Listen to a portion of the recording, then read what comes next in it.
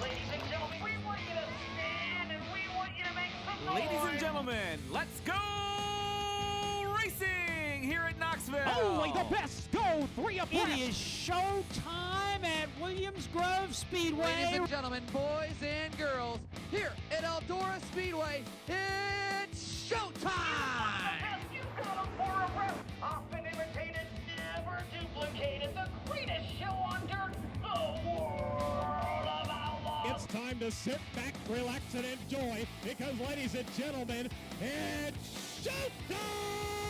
Set to do battle for 30 laps. The green flag is waving. Hello again, it's Wing Nation, the podcast. We're glad you joined us. Ross Wece sitting in for Aaron Evernham today. Steve Post here, and we look forward to a great show. We're going to talk to Logan Schuchart coming up in just a moment, but always good to hang out and talk sprint car racing. Ross, we do it a lot of times in the pits. Great to do it in studio as well. Absolutely good. Always fun when I get the opportunity to come fill in and sit here with one of you guys. Yes, it is. It is a good time indeed, and it's a really neat time in the sprint car world because the World of Outlaws are going to Nashville, Music City, USA. Man, it's gonna be a really cool weekend. The Music City Outlaw Nationals had an event there last weekend. Kind of make sure the track was all right and going to be running all right, and that went great. So looking forward to a big weekend of sprint car racing there in the Music City. We do at the end of every year. We sit down with Brian Carter, your boss man, the COO of the World Racing Group, and we always sit down and talk to him. And he came in here, and I appreciate the fact he actually told the world they were coming to Nashville on our show last fall, because this deal. But I am telling you what, he was like a kid that had a big secret that he couldn't wait to tell. And now here we are on the cusp of it. And I think it's great to add new areas, new dots on the map of the country, but there's not a hotter city in America than Nashville. And face it, here's the reality of it. We know NASCAR wants to go to Nashville, too. It's always great to be the first one in town when it comes to big-time racing like that. So, man, I can't wait to see what happens this weekend. There's a lot of excitement, a lot of anticipation by a lot of fans, but also a lot of people within our organization. So many people behind the scenes at World Racing Group and our whole company have put in so much blood, sweat, and tears into making sure that this show goes off as well as it can and is as big a deal as it can be. And we're really excited to see how it goes this weekend in Nashville. And if you want to learn more about the blood, sweat, and tears, Open Red this week, that's what you guys featured. That's what you focus on, the efforts to how do you drop a dirt track down to into a paved racetrack. So that's Open Red this week, the blood, sweat, and tears portion. Absolutely. Great. So you can download and check out Open Red wherever podcasts are, and make sure you listen to that and get all the details on how Nashville came together and how this thing was put together. One of the other things we're going to talk about in a little bit, too, is Hall of Fame weekend out in Knoxville, and a real special weekend for everybody out at Knoxville, so we'll talk about that, too. And Logan Schuchart going to join us. But before we get to that, let's go to Port Royal Speedway, the Speed Palace. It was on Speed Shift TV. Danny Dietrich, Logan Wagner mixing it up. It's our Dryden Diesel All Death-Defying Move of the Week. And now for the Dryden Death-Defying Move of the Week, where one driver simply amazes us with their on-track moves. Lucas Wolf gets back around Lance Ruiz as Danny Dietrich gets a run off of turn number 2. He'll go to the bottom. Slide job, Danny Dietrich. Can he complete the pass? New leader of Wikers Livestock, number 29 of Danny Dietrich with 6 laps to go. That death-defying move was brought to you by Dryden Diesel All Death, the official DEF of the World of Outlaws and wheelmen everywhere. Visit Dryden.com for more information. Instilled with Dryden's heritage of performance, Dryden Diesel All Def is built for the demands of today's diesel engines. Dryden Diesel All Def is perfect for owners and operators of on-road and off-road diesel trucks and cars that now require diesel exhaust fluid. Dryden, official motor oil and official diesel exhaust fluid of the World of Outlaws and wheelmen everywhere. And as always, American-owned and operated. Visit Dryden.com for more information. Are you a serious diecast collector? Do you have a favorite driver? Are you looking for a gift for a race fan? No matter what the question, the answer is always PlanBSales.com. Plan B has all the latest in diecast from Lionel and apparel, artwork, and other items for your favorite driver in NASCAR or other forms of racing. Go to PlanBSales.com. Key your driver's name in the search window and look at all the options. Your one stop for diecast and other motorsports collectibles is PlanBSales.com. Sage Fruit is a high-quality grower, packer, and shipper of Washington State apples, pears, and cherries. Sage Fruit believes in sprint car racing as a proud sponsor of sprint cars for the past 16 years and a partner of Wing Nation for the past 4 years. We love sprint car racing, and we're there for our sprint car fans. Sage Fruit works hard to deliver an exceptional eating experience. We value our relationship with sprint car fans and appreciate your continued support of Sage Fruit. Ask for Sage Fruit at your local grocer. This is the Wing Nation Podcast. Back to Steve Post and Aaron Evernham. Aaron Evernham is headed to Nashville, as is our guest and a lot of other folks, because it is a big one this weekend coming up, the Music City Outlaw Nationals at the Nashville Fairgrounds. Joining us on the guest line, a guy that is headed to Nashville, but also spent a little time in Victory Lane this past weekend. Logan Schuchart's on the line. Hello, Logan. Welcome back to Wing Nation. What's going on, Steve? Thanks for having me. Man, I'll tell you what, we're just hanging out. Hey, what's it like to race 3 times in one weekend? I know you haven't done it much this year. No, I don't know how many nights we've raced back to back like that, so it's nice. I bet. Absolutely. So we're before we kind of talk about getting ready to go to Nashville here, let's talk about your big win starting out at Charlotte. Definitely some odd circumstances that kind of led to everything coming together, but when there's all that kind of chaos playing out and the tone of the race keeps changing throughout some tire issues, how do you maintain a level head and your calm and patience there inside the car?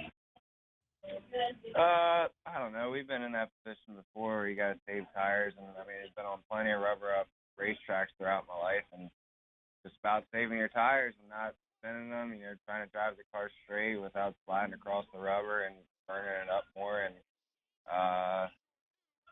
and without the rubber, I mean, we've always gone good at Charlotte. I think Bill pointed out to me after we won on Saturday night that we've been on the podium the last 5 times we've been at Charlotte, including the World Finals and whatever. So it's, I mean, yeah, we had a little bit of luck at our side, but we ran good at Charlotte. So it's nice to win there. We've had a win in the past, and then to win then making a big event out of it, it is great for our team. However way you win, it's great to be in Victory Lane.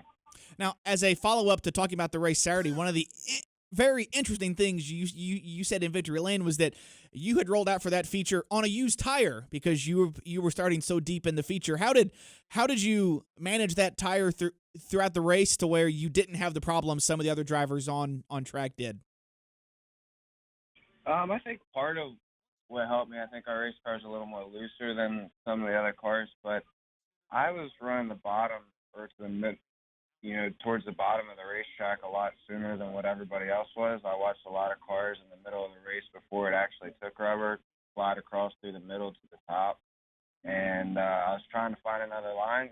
I started 14th, so I think I got to about 6th or 7th, and then I kind of stalled out. But I was trying to find a different line, and I think that helped. I believe some other cars were, like I said, sliding across the middle of the racetrack and burning their tires up a little bit more than what I was. And it helped when the rubber did come in. With about 3 laps to go, I could tell, actually right before Donnie blew and Craig and Gravel Sweet, all those guys that were in front of me, we'd have a restart after I think the first car blew, and I felt like I just drive past them without effort. And usually that means you have a lot more tire than what they do. So I know I was in good shape, but there are 3 laps to go, and everybody starts to blow tires like that is a long time, especially I think we took the green there I don't know how many times and didn't get a lap in. So every time you go around 1 and 2 and put all that pressure on, you're just wearing that thing away. So it was definitely making me nervous, and I knew some of those guys that blew their tires early, like James, were going to go back out there, and then they can just stomp one or run right through the middle. So it was definitely nerve-wracking, and I was happy to see the white flag and get around there. I can imagine. Yeah, James McFadden had a tire change and came back to finish second. So as you said, you called that one right, and rolling along with it.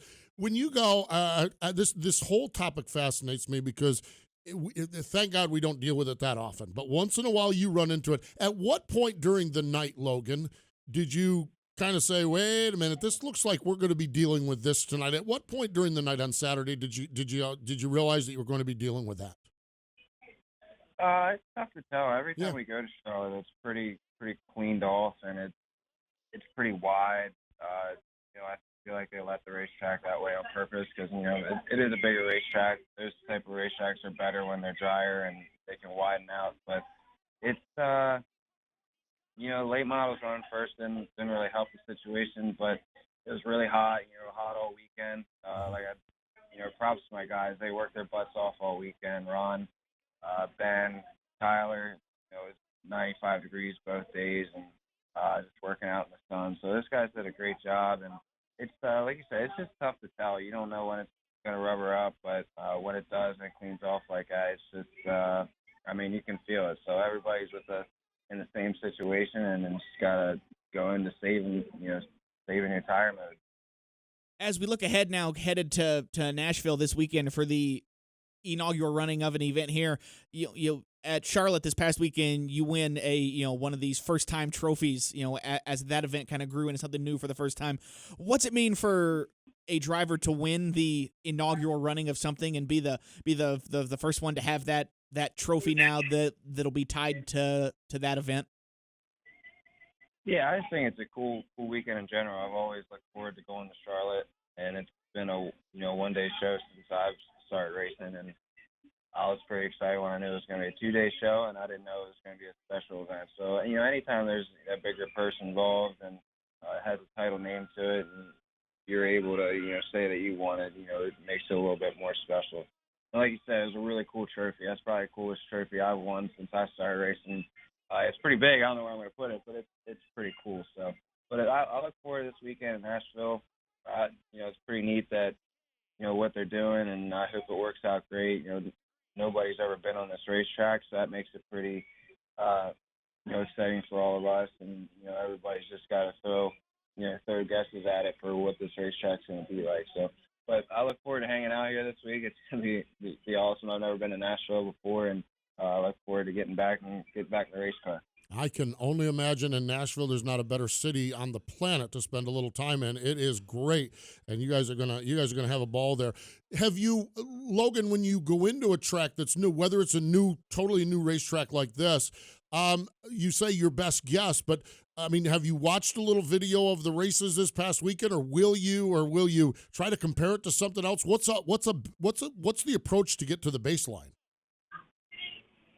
Usually if you've never been somewhere before, is go there and compare it to another place that you've been to in the past. So some of it's guessing, with your gear ratio, but from what I've seen, it looks pretty flat. It's just comparing it to other racetracks, and I haven't seen too many pictures of it, honestly. So it's just showing up and taking a guess at it and running warm-ups and what doesn't feel good. Hopefully you have time to change it before qualifying. But that's what we do at a lot of these places that we go to, that we're only at once every 3 years or whatever it is. So it's what makes the World of Outlaws the best, and why they have the best crews and the best crew chiefs, and those guys are good at what they do. So you got to stay on top of it and make the right changes. After 5-6 years now on the road for Shark Racing with the World of Outlaws, how has your skill set in terms of your adaptability as a driver kind of changed and evolved through these years on the road as you've gone through this process, as you just mentioned, of going to so many different racetracks for the first time, or for the first time in a while?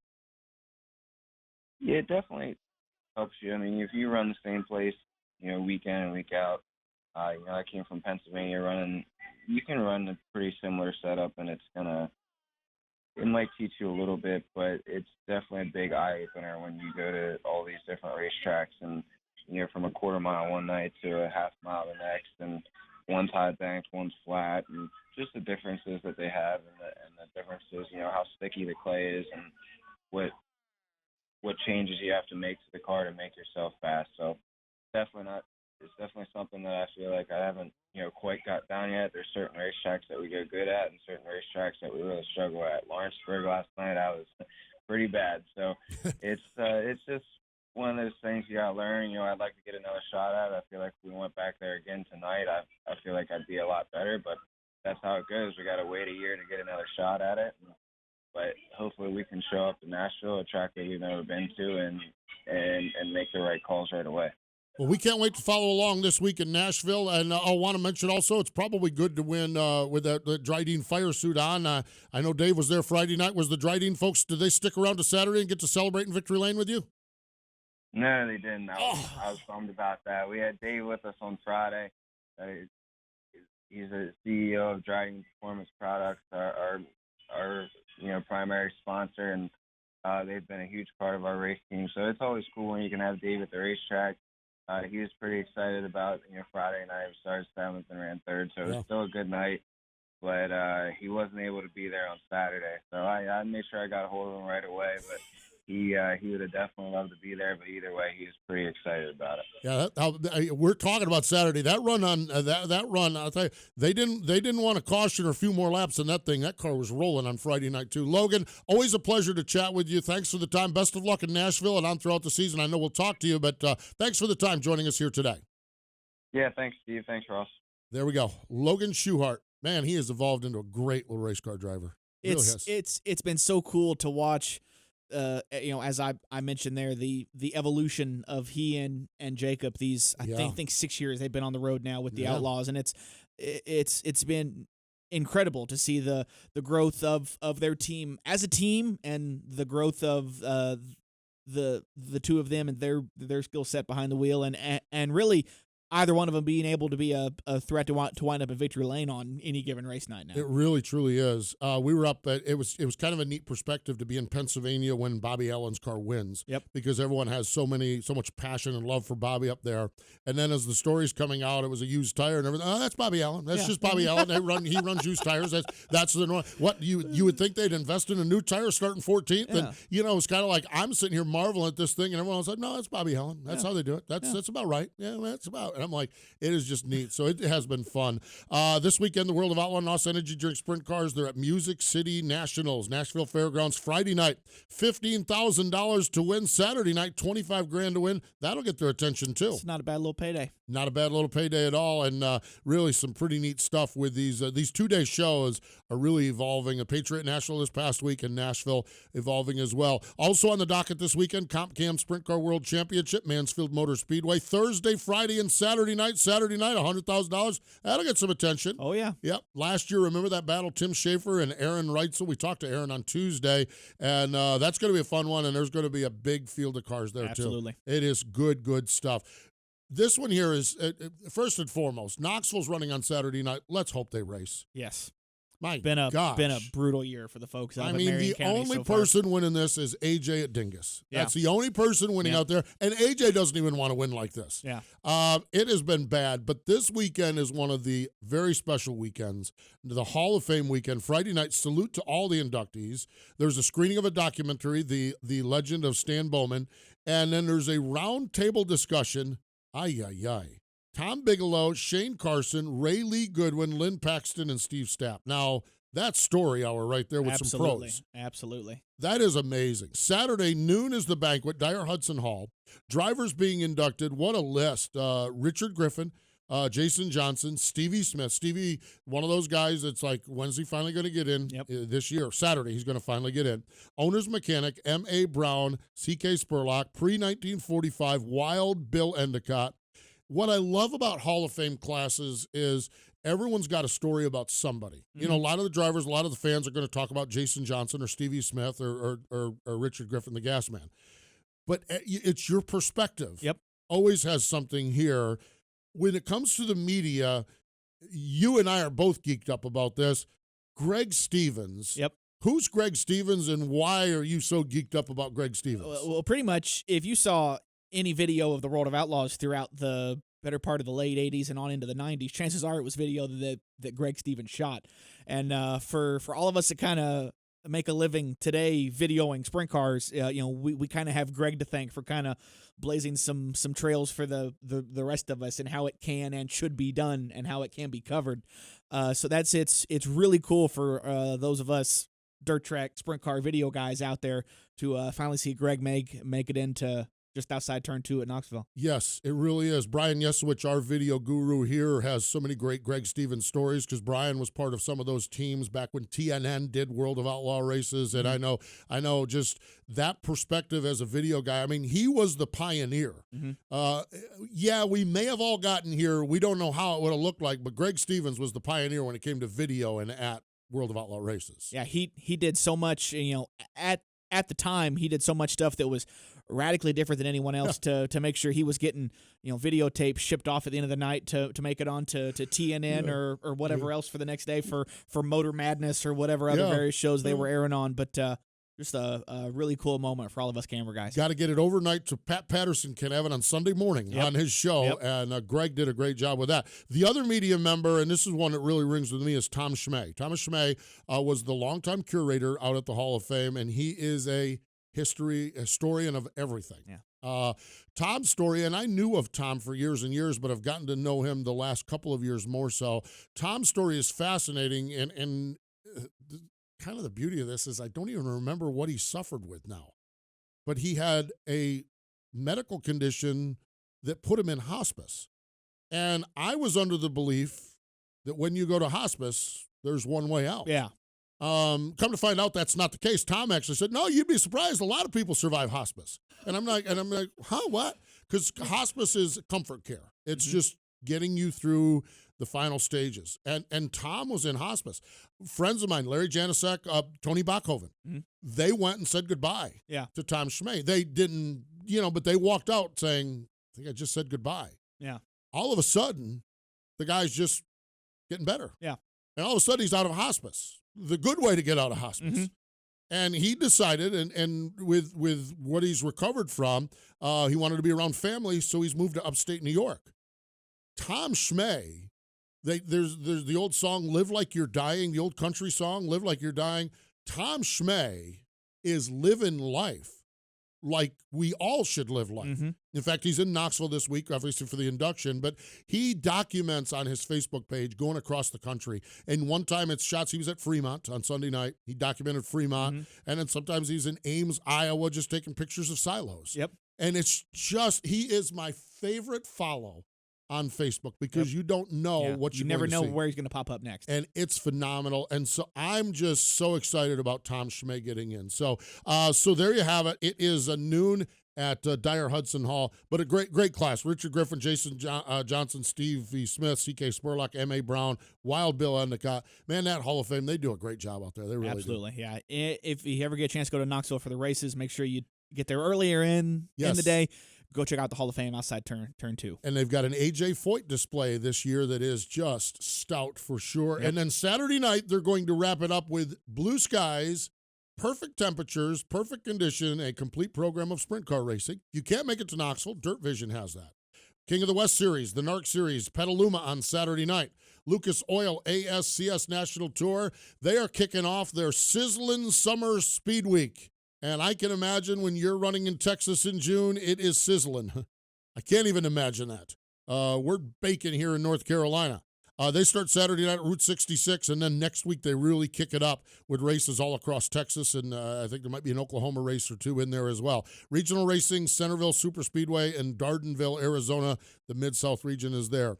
Another track that is just trying to get off the ground this year, Jackson Motorplex. But they take Memorial Day weekend off, and they've had 2 rainouts prior to that, so their season opener is on the eve of June. Whew.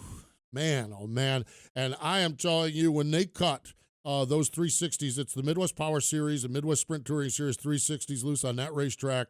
Man, they put on a show. Absolutely. Racing is phenomenal. So race saver sprints as well as non-wing sprints. So we are hoping that Jackson Motorplex gets, again, blue skies, sunshine, perfect weather, perfect racing conditions. We're on the road. Wing Nation is on the road. Red Brand Fence, Wing Nation. Tonight, if you're watching this on Thursday, from Big Machine Vodka in downtown Nashville, right on Lower Broadway, 5 to 7, Aaron and Ray Evernham hosting the shows.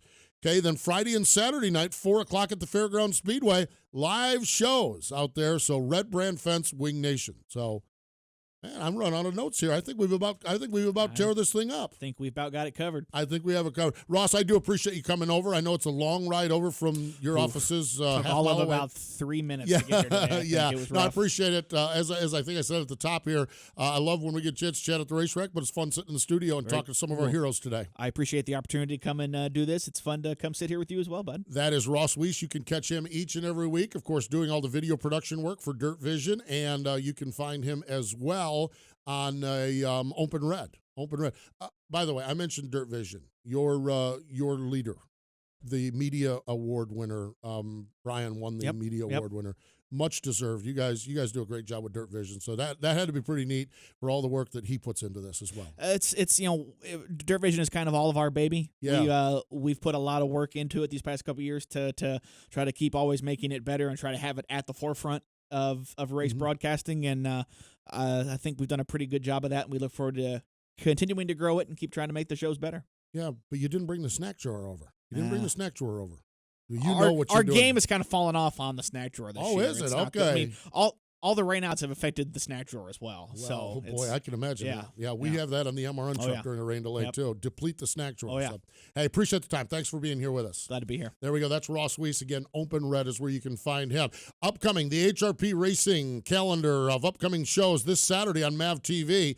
It is Sheldon Hodenshield and Ricky Stenhouse Jr. How about that? Yeah. So that is Wing Nation presented by Sage Fruit on Saturday on MAV TV, 8:30 and 11:30. And it is going to be a great show, catching those guys live. Hey, we appreciate Logan Schuchart for joining us here, but more important than all of that, thank you for joining us here on our Wing This Nation has been podcast. the Wing Nation Podcast. Find Wing Nation on wingnation.com, Facebook, YouTube, or your favorite podcast provider. The Wing Nation Podcast is a production of the Motor Racing Network. All rights reserved.